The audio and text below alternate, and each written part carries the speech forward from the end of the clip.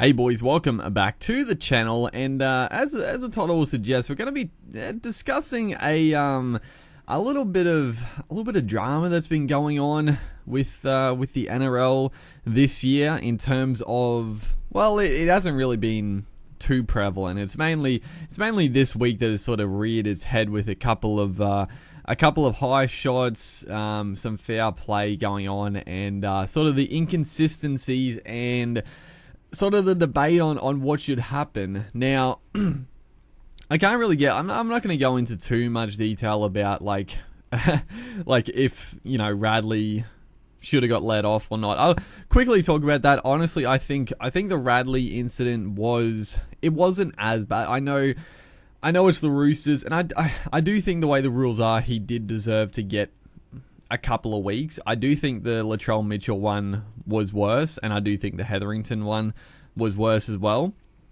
The Radley one, it was more careless, honestly, than the other two. I feel like those other ones were in a different category, so to speak.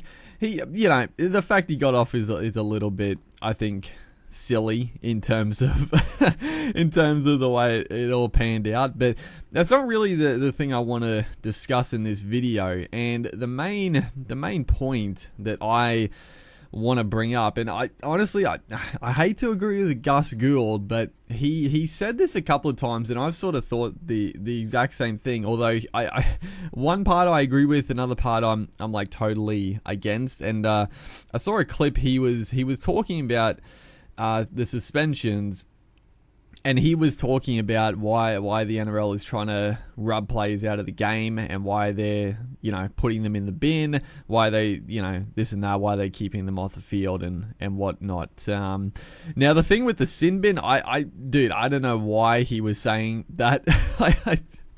If a player does a foul, like a eye shot or some foul play, they deserve to go to the sin bin. Like, the team that cops the foul play should get an advantage, and a penalty isn't really much of an advantage the way the game is now with the amount of 60 goes and stuff. So if it's a bad high shot or something else that is foul play, then the sin bin makes complete sense. I do not agree with what Gus was saying, where he was carrying on that they should just get a fine. They shouldn't get suspended. They shouldn't get sin bin. I totally disagree with that. The sin bin, they definitely should get sin bin, and if it's bad enough, they should get sent off.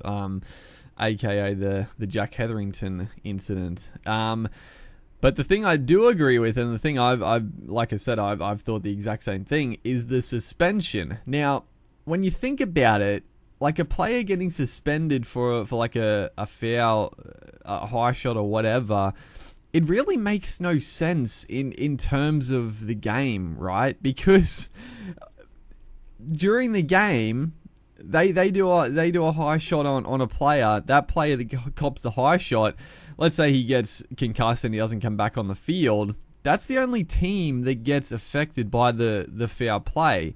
So it should be dealt with during the game. And a suspension, like I said, it makes no sense when you think about it, because very rarely, I mean, it might happen the odd time, but it very rarely happens that a team is going to play the same team in a couple of weeks' time. It happens very, very infrequently. So generally, the team, these two teams, they're not going to play each other for a good amount of time. So a player does a high shot, he takes out one of their players, he maybe doesn't get sin bin, let's say, but then he cops a 2-week suspension. So it doesn't help out the team that copped the initial high shot. It literally helps out the other teams. So let's think about it more closely. Let's say it's the end of the season. There's two teams playing. The team cops a high shot. One of their players goes off, doesn't come back on the field. They're on the cusp of the 8, right? There's like two rounds to go, and they're on the cusp of the 8. So they need a win, or they need other teams to lose, whatever the case may be.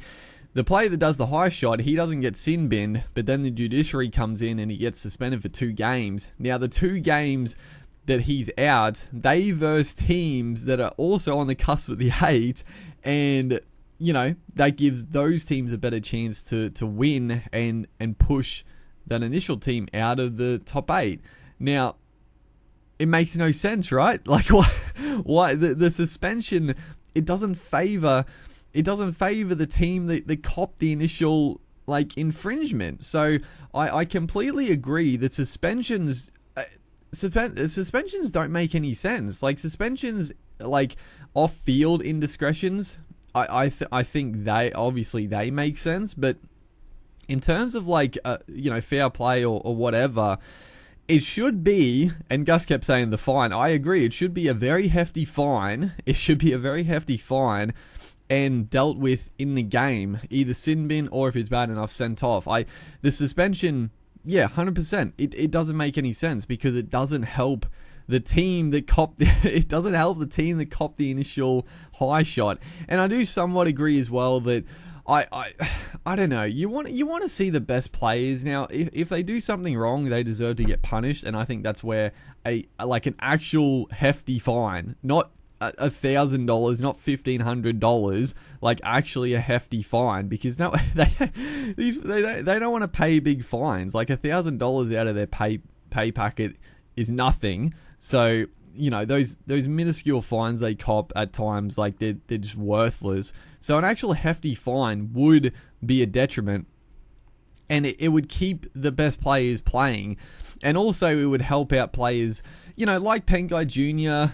I don't think Pengai Jr. is a dirty player, but because he plays aggressively, he's done the odd silly high shot and silly tackle. He has carryover points, and he's one of a few. Hetherington's now one as well. There's a few in the game now that they'll do one minuscule thing and they're gone. They're gone, and it's well, it doesn't.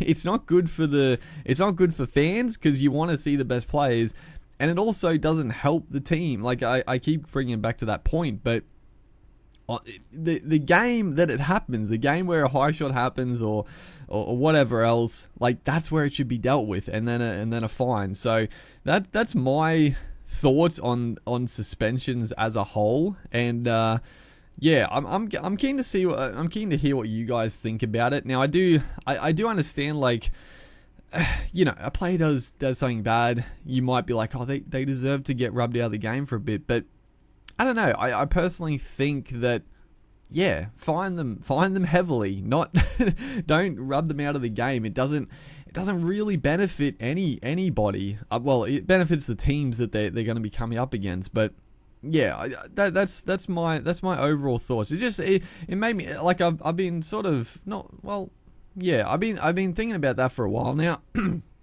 Excuse me. Honestly, the last couple of years, I've been the suspension. It's a weird punishment. It's a weird punishment, because it does disadvantage the team that the initial foul play happens. So I've been meaning to sort of talk about that for a little bit, and this was a good week to sort of delve into it a little bit, because there was obviously the drama coming up with all this with all the high shots and calls for punishments, and also it would also help with the inconsistencies, because just the fact Radley got off with no suspension, it just throws everything into scrutiny and conspiracies, and the Roosters rorting the system once again, and it's just not a good look. You don't want those type of inconsistencies in the game, and I think a better solution would help that. But let me know what you guys think in the comment section. I'm definitely keen to hear what other people